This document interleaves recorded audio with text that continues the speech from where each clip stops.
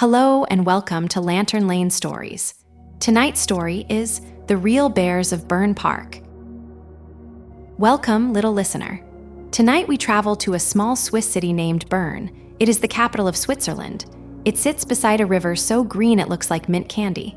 The river is called the Aare. The air smells of roasted chestnuts. Stone bridges glow under warm yellow lamps. A girl named Mira walks slowly with her grandfather. Her wool scarf is itchy and warm. "Grandpa, look," Mira whispered. She pointed at a stone fountain.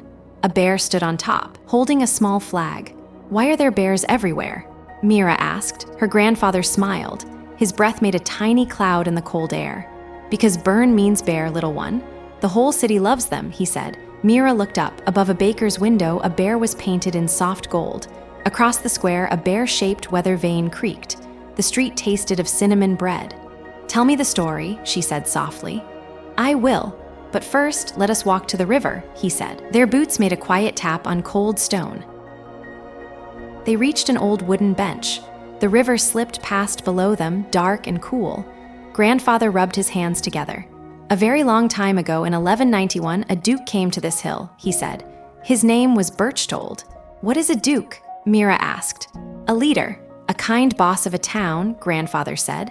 He pulled a small thermos from his bag. Warm cocoa steam curled up. Berchtold wanted to build a brand new city. He needed a name for it, so he made a promise. Whatever animal he met first in the woods, that would be the city's name. Mira's eyes opened wide. "What did he find?" "A bear," Grandfather whispered. "A big brown bear walking quietly through the trees." "So the city is called Bern," Mira said. "Bear means bear in Old German," Grandfather nodded. Mira touched the bench. The wood felt cold and a little damp. "That is why a bear stands on the city flag. Black bear, white shield, walking, not fighting." Above them, the night sky was deep blue. One small star blinked. "Did that really happen?" Mira asked. "It is a legend. Some scholars think the name comes from an old Celtic word meaning a curve in the river. But the bear story is the one Bernese children grow up with." He sipped his cocoa. "Both stories can sit together. That is how a city remembers itself." They stood up. A soft wind smelled of pine. "There is more," Grandfather said. "A long time after Berchtold in 1513, the city began to keep real bears." "Real bears inside the city?" Mira asked. "Yes, a man called Valerius Anselm wrote it down in a chronicle." "What is a chronicle?" Mira asked. "A long, careful diary about a city," he said. Mira giggled. Her cheeks tingled in the chilly air. "For many years, the bears lived in a deep round pit. Children fed them carrots from above. The crunch sounded like quiet footsteps in snow. But the pit was small and hard. People slowly understood that bears need more than stone." A bell rang far away. The bell sounded sleepy. So the city moved them, first to one place, then another, finally to a special spot by the Aare. Mira's hand felt small inside his.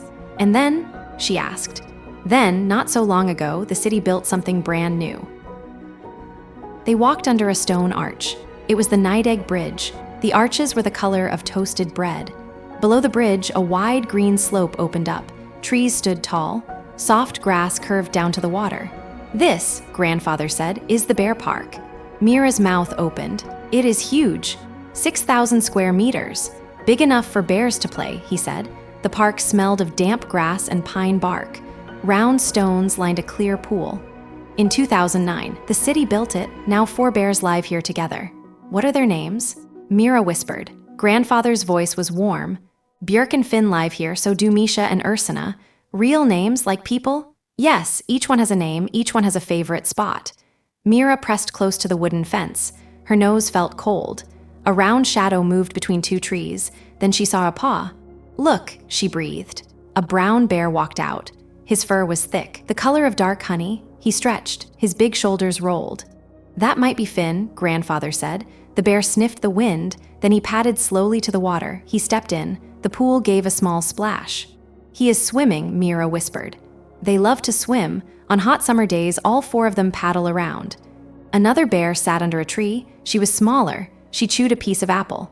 "That looks like Ursina," Grandfather said. Mira watched the apple bits crunch. Crunch, crunch, the sound was small and tidy. A keeper walked along a soft path. She carried a quiet basket. Inside were plums, fish, and little leafy twigs. "Do visitors feed them?" Mira asked. "Not anymore, only the keepers do. That keeps the bears' tummies healthy." Mira liked that idea, bears with tidy tummies. The keeper waved at them. Her cheeks were pink in the cool air. A third bear was sleeping in a sandy hollow, sand on his back. One ear twitched. "That must be Björk," grandfather guessed. "And Misha?" "Maybe inside the cave. Bears like quiet places too." "Do they sleep in winter?" Mira asked. "Some bears do. They find a snug den and breathe slow and quiet for many weeks." "Like a long, long nap," Mira said. "Yes, a bear nap," grandfather smiled. The river flowed past. Water sounds were soft, like a slow lullaby. Mira yawned. The night smelled of damp leaves. "Grandpa," she said, 500 years is a very long time." "It is, and the bears are still here." "They are, with names, with pools, with sand to dig in." She held the fence with 2 small mittens. "By Finn, by Ursina, by Björk, by Misha," she whispered. Finn lifted his head from the water. He shook drops from his ears. He did not seem to mind the goodbye. They turned back to the old town. Lamps lit the cobbles a soft gold. A clock tower chimed, low and round. "Next time you come, the bears will still be here, maybe a little bigger." "Maybe with cubs one day," grandfather said. "Will I remember?" Mira asked. "You will," he said. Bern means bear. The city has kept bears since 1513. Today they have a whole park with names and water to swim in. That is one true thing to know. Mira nodded slowly. Her eyelids felt heavy. The streets were quiet now. Even the fountain seemed to whisper. She rested her head on grandfather's coat. The mountains beyond the city slept under a soft blanket of cloud. A last train hummed somewhere far away. And so, Bern also slowly, slowly fell asleep. Good night.